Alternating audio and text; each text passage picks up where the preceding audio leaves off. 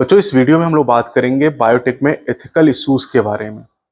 देखिए, अगर हम अपने देश में बात करें तो जेनेटिक इंजीनियरिंग अप्रूवल कमेटी, जिसे जीएक कहते हैं, ये डिसीजन करती है वैलिडिटी ऑफ जीएम रिसर्च कि कौन से जेनेटिक मॉडिफिकेशन के रिसर्च आप कर सकते हैं अपने देश में, और साथ ही साथ introduction of GM organism for the public services, और कौन कौन से प्रोडक्ट आप बेच सकते हैं मार्केट में। तो ये जीएक डिसाइड करता है।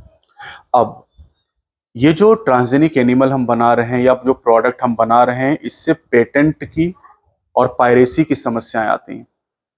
कई सारे ऐसे प्रोडक्ट हैं जिनकी बायोपायरेसी की जा रही है। तो बायोपायरेसी का मतलब क्या है?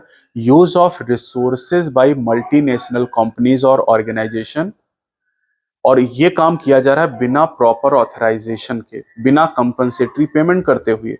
कुछ एग्जाम्पल है, जैसे बासमती राइस, टर्मरिक और नीम, इनकी पायरेसी अमेरिकन कंपनीज के द्वारा की गई है। राइस की अगर हम बात करें तो राइस की 2 लाख वेराइटीज इंडिया में अकेले और 27 डॉक्यूमेंटेड वेराइटीज बासमती राइस की इंडिया में अकेले हैं। 1997 में एक अमेरिकन कंपनी के द्वारा बासमती राइस का पेटेंट हासिल कर लिया गया गलत तरीके से US patent and trademark office से, और इस पेटेंट से उस कंपनी को अधिकार मिल गया कि वो अमेरिका में और फॉरेन में उस राइस को बेच सकती थी।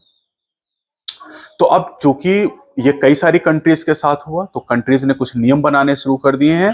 तो इंडियन पार्लियामेंट में हाल ही में इंडियन पेटेंट बिल में सेकंड अमेंडमेंट किया गया है, द्वितीय संशोधन किया गया है, जिसमें पेटेंट को ध्यान में रखा जा रहा है, पेटेंट टर्म इमरजेंसी प्रोविजन को ध्यान में रखा जा रहा है, और साथ ही साथ जो डेवलपमेंट इनिशिएटिव है, जो रिसर्च इनिशिएटिव है, उनको भी ध्यान में रखा जा रहा है।